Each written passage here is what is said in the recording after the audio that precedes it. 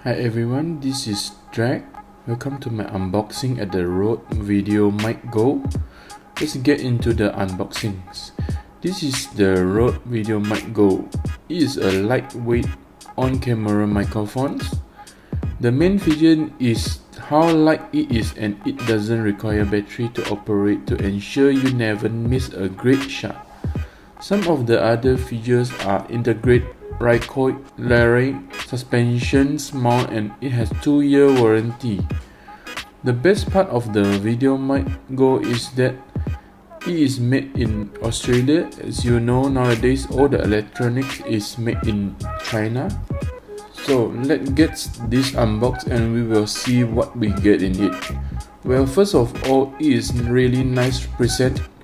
The idea behind the microphone like this is you could use the microphone on the camcorder or DSLR or smaller camera, and it's very compact and lightweight.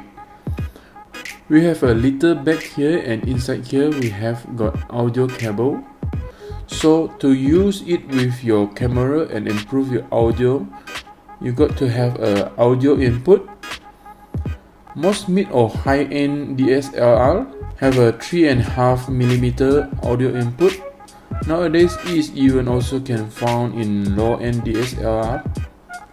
So you got this stretchy cable terminate with 90-degree angle 3.5mm audio connector on both sides. The one go to the microphones and the other to the cameras. So just have a quick look around the other features of this microphone. The standard 3.5mm, and then we have got the recoil mount. This red portion here, and this is a very important aspect of this microphone. As you can see, this is moving around, and what it does is basically it is an suspension system. So when this is mounted on the camera or tripod and you got any vibration on the camera, it's not gonna actually show itself in the audio of recordings. We have got some instruction here. So this is a quick start guide how you're gonna use this with your camera and how you make the connection and etc. It's very simple anyway.